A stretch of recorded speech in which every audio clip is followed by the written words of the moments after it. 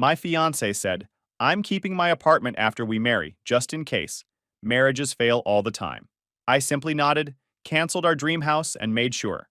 The next surprise belonged to me. Hey Reddit, so I was engaged, wedding in 3 months, and thought I had life figured out. Then my fiancé hit me with this genius idea about keeping her apartment just in case. I played it cool, but let's just say I didn't exactly follow the script she expected. What happened next turned into one of the wildest pre-wedding messes I've ever seen. So I, 32 male, engaged, or was engaged, to Marissa, 30 female. We've been together 4 years, engaged for 8 months, and the wedding was supposed to be in 3. On paper, everything looked solid. She was already Pinterest boarding kitchens, outdoor decks, and those cheesy live, laugh, love wall signs. Her friends were hyping her up like we were about to build the next HGTV feature home. And honestly, I was in. I'd found this place, the forever home as she called it. A 3-bedroom with a huge backyard and an office I had already mentally converted into my cycling gear cave. It wasn't cheap, but it was doable. I put in an offer, and our realtor Corinne told me we were close. Basically, if I upped it by a bit, we'd land it. So we're at this nice restaurant, our go-to spot, and I figure this is going to be one of those celebratory nights. I bring up the seller countering our offer. If we go up another 50 grand, we're set, I tell her. Easy. That's when she does this little swirl with her glass, leans in like she's about to reveal some grand wisdom, and goes, So I've been thinking about living arrangements after the wedding. Cool, I think. This is the part where she talks about furniture shopping, or which side of the bed she wants. Instead, she drops, I've decided I'm keeping my apartment. I pause, fork halfway to my mouth. As a rental property? I ask. She shakes her head. No, just to keep. For me. I laugh because I assume she's joking. Wait, what? She tilts her head like she's explaining math to a toddler. Look, statistics show a lot of marriages don't work out. I'm just being practical. I'll keep paying rent on my place, just in case things don't work out between us. I set my fork down. Just in case, I repeat. Don't take it personal, she says, all calm. It's like insurance. You don't expect your car to crash, but you still pay for coverage, right? Now here's where most guys would probably get emotional, start arguing, or feel betrayed. Me? I smiled, nodded slow, and said, Clever move. She lit up like I'd just agreed to adopt a puppy. I knew you'd understand. So you'll call Corinne tomorrow about increasing the offer? Absolutely, I said.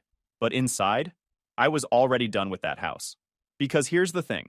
If the person you're about to marry is already planning their escape route, why the hell would you hand them the keys to a brand new house you're supposed to build a future in? I played it cool, though. Didn't even flinch. If she wanted to run the marriage like a business contract, fine. But businesses have balance sheets, risks, consequences. And I wasn't about to be the only idiot investing while she kept an emergency exit fully furnished. I'll admit, driving home that night, my brain was on fire. Every little moment in our relationship suddenly looked different. All those times she insisted on splitting certain bills, or keeping her finances separate, or brushing off my talk about merging accounts. It wasn't independence, it was strategy. She wasn't investing in us. She was investing in her plan B. That night, while she was sending her friends excited texts about our forever house, I sat down at my desk and started making my own plan. I wasn't about to confront her right then. Too easy for her to spin it, play the victim, maybe even double down. Number, I was going to mirror her. She wanted insurance? She'd get insurance. The difference is, mine was going to pay off. I thought about it like chess. She moved her pawn forward, announcing her backup plan like it was some genius revelation. My next move wasn't to knock it over. It was to slide my knight into position where she wouldn't see it coming. I already knew exactly what to do.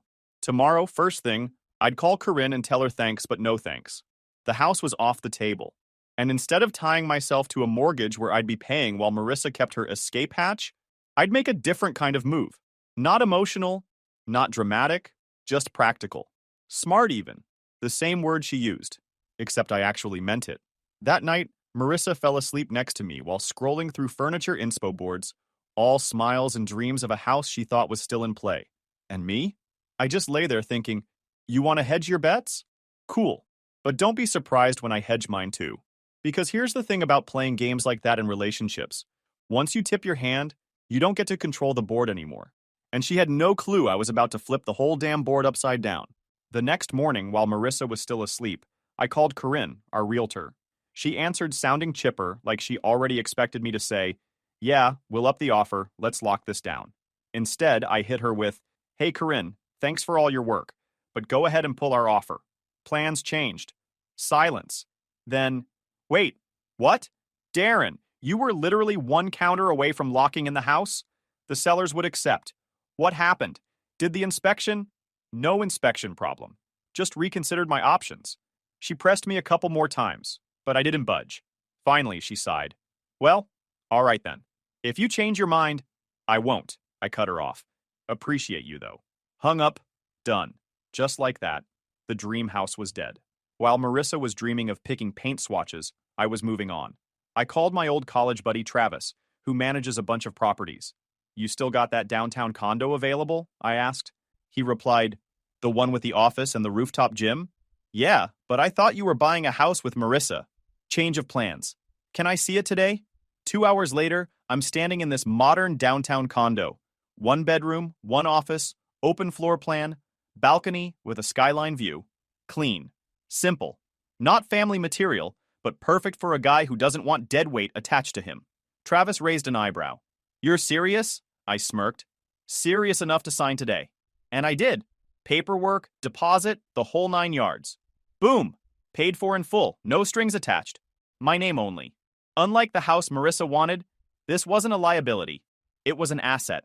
Something I could live in now, rent later, build equity. Meanwhile, she'd be bleeding rent money every month to keep her insurance plan. Luckily, Travis had the place vacant and turnkey, so paperwork and keys happened same day. By the time I carried the first box in, I already felt lighter. I set up my office with my dual monitors, mounted my bike rack in the spare space, stocked the fridge with actual food I liked. The building had a secure garage, a rooftop lounge, and even a gym that overlooked the city. Honestly, it felt like a bachelor upgrade, not a downgrade. The whole place screamed independence. No floral pillows, no Pinterest color palettes, no future nursery. Just my space, my rules. Later that evening, Marissa called on her lunch break. Her tone was all excited. "Hey babe, did you talk to Corinne about the counteroffer?" "I did. And? Are we getting the house?" I leaned back in my new chair, staring at my view of the city lights. "Actually, I withdrew the offer." Silence. Then, "You what? Why?" I replied, "Well, I got inspired by what you said last night, about being practical, smart planning. So I went ahead and bought a condo instead. Perfect size for me." "You bought a condo?" Her voice went shrill. "By yourself? Where am I supposed to live after the wedding?" I shrugged, even though she couldn't see me. "In your apartment. The one you're keeping, remember? Just in case." She suddenly snapped, "That's ridiculous. I'm keeping it as backup, not as our home. We're supposed to live together in a house." "Oh, see, I thought you meant you wanted to live in it." My mistake. She went quiet for a few seconds, then came back with, "This isn't funny, Darren. You're being petty." "I'm being practical," I said calmly. "You opened my eyes to the statistics. Makes sense to protect myself, too." 20 minutes later, she was banging on my new condo door, hair frizzed from rushing over, still in her work clothes. She barged in the moment I opened. "We need to talk about this misunderstanding." I crossed my arms. "What misunderstanding?" "This." She gestured wildly around the condo. "The house. The condo. You buying this place behind my back? You're twisting what I said." And I sat on the couch, motioned at her spreadsheets of anger. "You said you wanted to keep your apartment for security." I said that made sense. "So I got security of my own." "That's not how it works." "I keep my place as backup, but we live in the house together." "So, you'd be paying rent on your empty apartment while also paying half a mortgage? Doesn't sound fair." Her face went red. "I wasn't going to pay half the mortgage. You make more money." I laughed. "Ah, there it is. So I'd be paying the mortgage while you tiptoe to your backup apartment if things go south. Sound about right?" She froze. Didn't even try to deny it. That told me everything. "Marissa," I said, leaning forward, "partnership means we're in this together. But you don't want a partnership. You want security for yourself. And I'm not signing up for that." She opened and closed her mouth like a fish gasping on land. Then finally snapped, "You're impossible!" and stormed toward the door. As the door clicked behind her, I couldn't help but grin. For the first time in weeks, I felt like I was finally driving the car instead of sitting in the passenger seat while someone else took me for a ride. She thought she was clever, keeping her apartment as insurance. But all she really did was give me permission to play the same game. except I was playing it smarter. And this was just the opening move. Marissa wasn't quiet for long. The following week, she went into full spin mode. Suddenly, every conversation in her orbit started with, "Darren's just nervous. He's having cold feet. We're working through it." She told her friends, her co-workers, even her aunt who lives 3 states away. She didn't mention the part about keeping her apartment like a parachute. No, she painted it like I'd woken up one day and decided to self-sabotage. First wave came through her mom, Claudine. She called me on a Tuesday night, voice dripping with that fake sweet tone older women use when they're about to guilt trip you. "Darren, sweetheart," she said. "What's this I hear about a condo? A bachelor condo?" "It's called a property, Claudine," I answered flatly. "Yes, I bought one. In my name." But what about the wedding? Where will you two live?" "Marissa tells me you've withdrawn from the house. She's keeping her apartment," I cut in. She was very clear about that. A long pause. Then she sighed. "Oh, you're misunderstanding her. She didn't mean it that way." "She literally said it that way," I said. "You don't call it insurance unless you're planning on a crash." That ended the call quick. Claudine had no comeback when faced with her daughter's own words. The second wave came from Marissa herself. She showed up one evening carrying her laptop bag, acting like she was about to close a corporate deal. She set up shop at my kitchen island and flipped the screen toward me. "I've done the math," she announced. On the screen were spreadsheets labeled projected mortgage splits and security fund. She had everything color-coded. According to her, if we bought the dream house, she could cover 25% of the mortgage while I covered 75%. Her excuse? She'd still be paying rent on her apartment, so it balanced out. I scrolled through her little cells and formulas, eyebrows raised. She'd literally built a line item called Marissa Security Net. "Let me get this straight," I said. "I cover the majority of a mortgage plus the full down payment, while you keep throwing money into an empty apartment in case you need a soft landing. And you think this is fair?" She pointed at the screen. "See? With my income and my rent, it's actually a balanced split." I leaned back and smirked. "Balanced? Only in the same way me spotting you at the gym while you don't even touch the bar is balanced." Her face tightened. "This is a compromise, Darren. I'm trying to make it work." I stood, grabbed a notepad from my counter, and scribbled down my own plan, handed it to her. It read, "Both keep separate places. After 1 year of marriage, if everything's good, we shop for a house together. If not, no one gets screwed." She scanned it like I'd handed her divorce papers. "A year? Newlyweds don't live separately, Darren. That's not how marriage works." "Then give up the apartment," I said simply. "I can't." "What if something happens?" "Then I guess you've answered your own question." She slammed the laptop shut and stormed out. The spreadsheets stayed behind. I tossed them in the recycling bin. The third wave hit me at the gym 2 days later. I'd just finished a set when I turned around and found myself cornered by 3 of her friends, Talia, Kendra, and Noelle.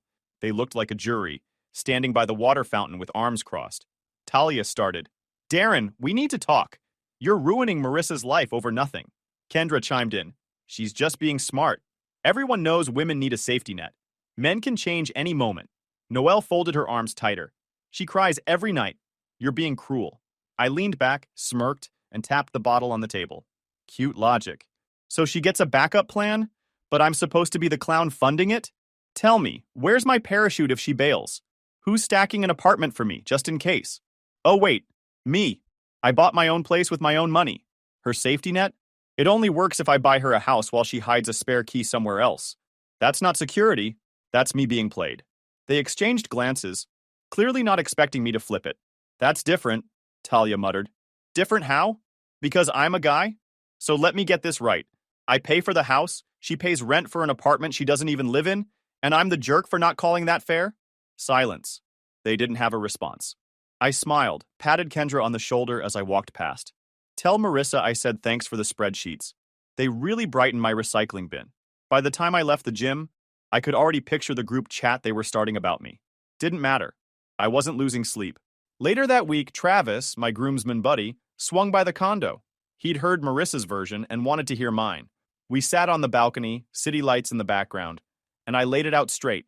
The apartment, the insurance talk, the spreadsheets, the whole thing. When I finished, he whistled low. "So basically, she wanted a marriage where you carried all the risk, and she carried none." "Exactly," I said. "And she really thought you'd just nod and play along?" I grinned. "She mistook me for a doormat." Bad red. Travis laughed and shook his head. "Man, I'm glad you're on my side of the aisle." And that was the thing. Every time someone came at me with guilt trips or half-baked logic, all I had to do was hold up a mirror.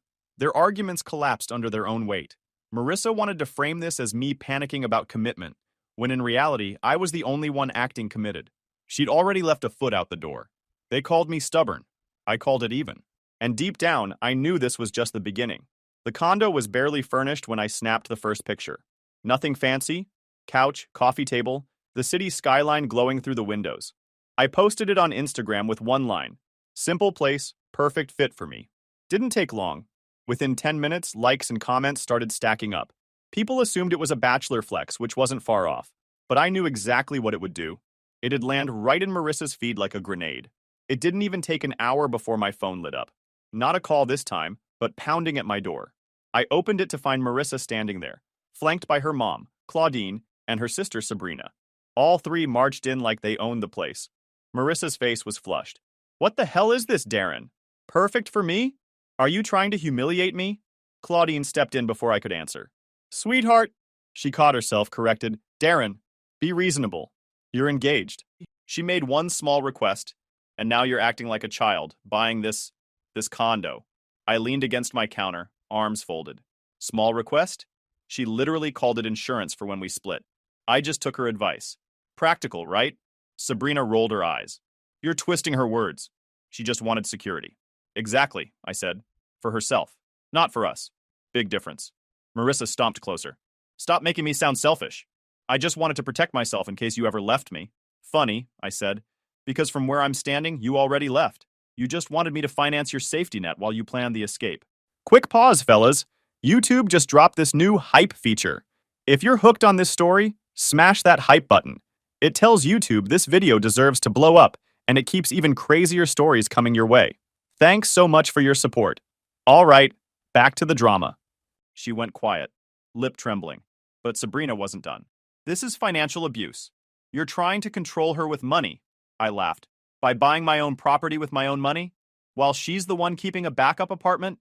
That's some wild gymnastics." Claudine raised a hand like she was calming a boardroom. "Darren, just buy the house. Forget the condo. Get back on track. This is all some silly misunderstanding." "No misunderstanding here," I said, opening my phone and pointing at Marissa's own text from weeks earlier. "Just in case." Her exact words. They stared at it. Nobody had a comeback. Eventually, Claudine muttered something about me being stubborn, and they stormed out. I thought that was the end of the day's drama. I was wrong.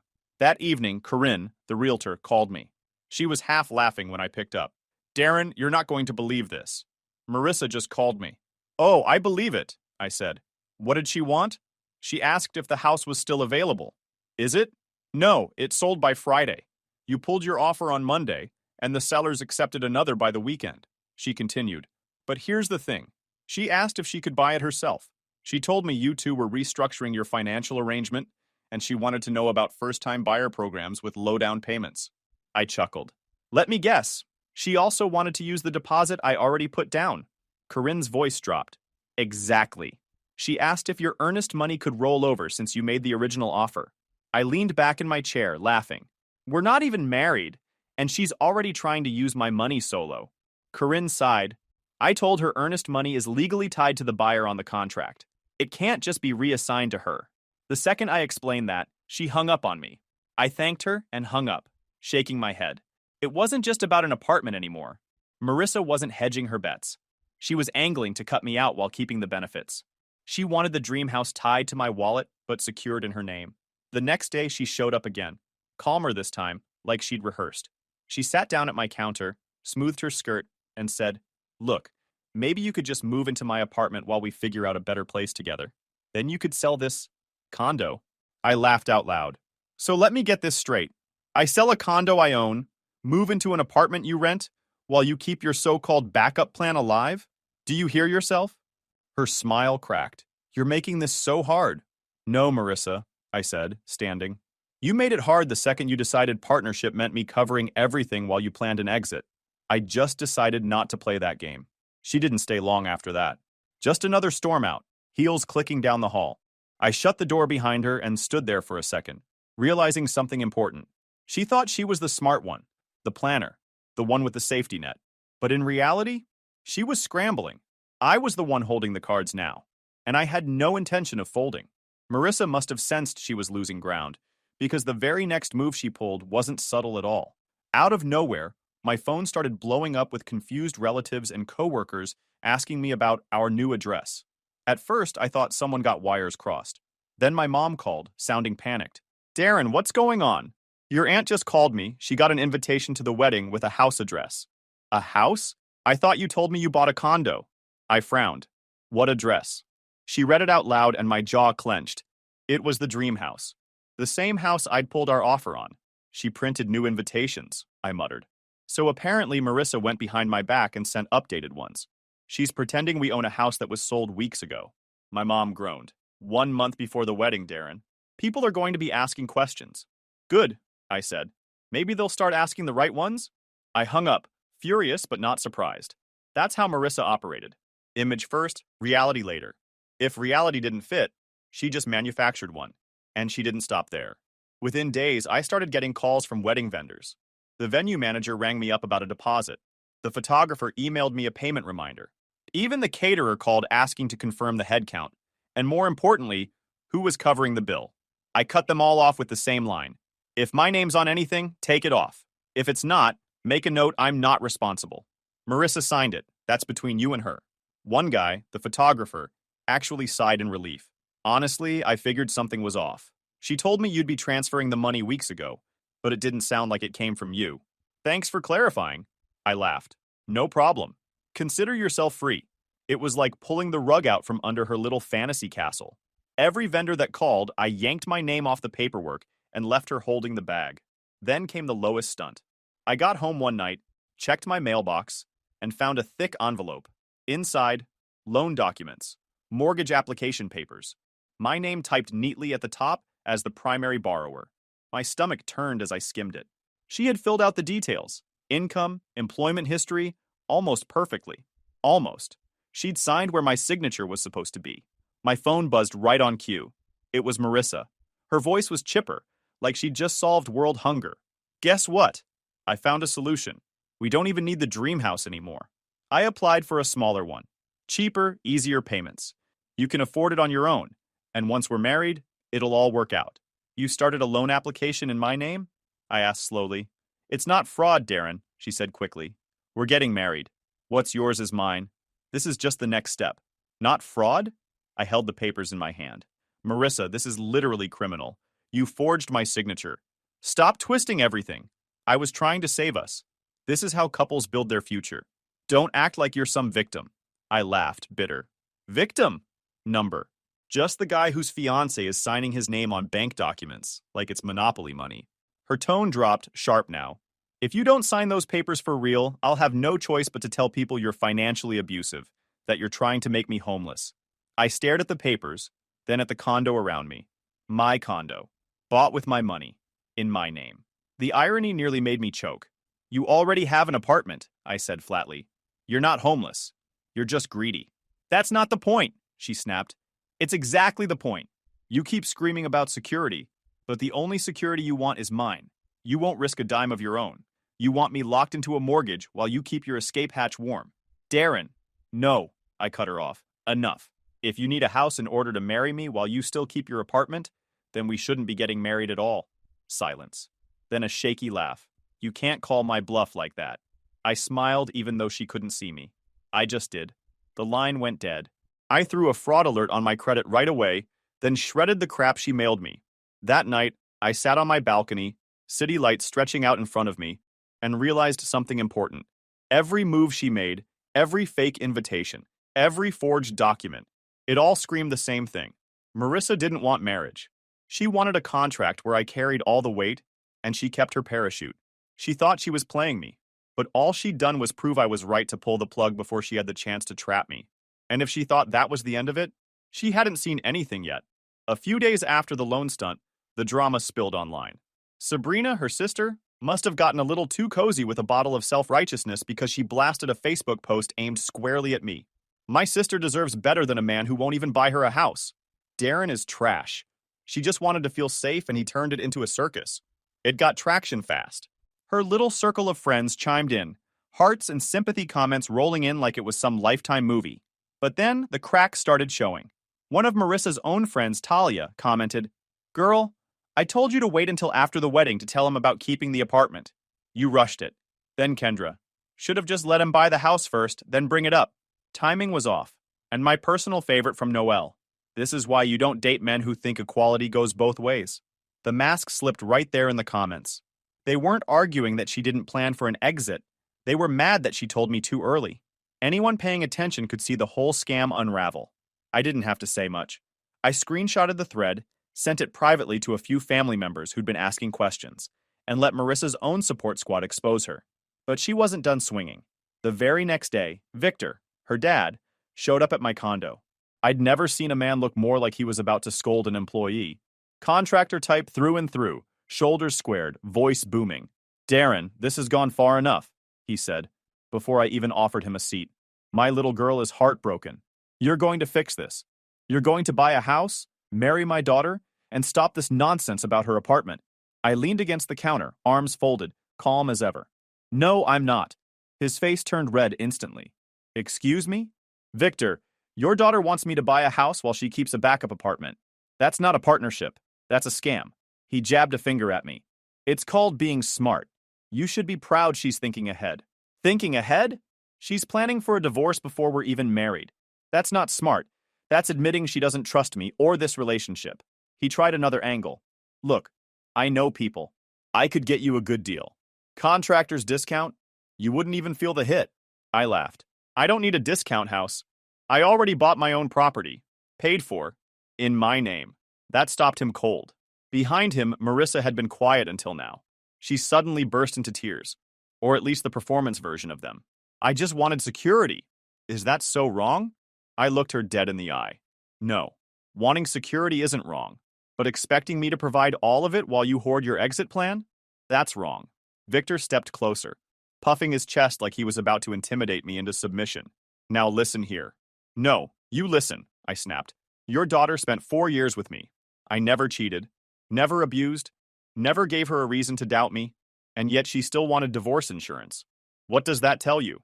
He opened his mouth, but I didn't let him speak. "It tells me she doesn't actually want to marry me. She wants to marry my wallet. She wants the perks of a husband but the safety net of staying single. That's not marriage. That's a contract where I lose either way." For once, Victor had nothing to say. Marissa's tears stopped just as suddenly as they started. Her face hardened and she spat it out. "Fine. Yes, I wanted security. Yes, I wanted to make sure I'd be okay if things went wrong. Because that's what smart women do." "And what do smart men do?" I asked. She glared, waiting for me to trip up. I didn't. I leaned in slightly and said, "Smart men don't sign up for a one-sided deal. Smart men don't buy houses for people already planning their exit. Smart men know when to walk away."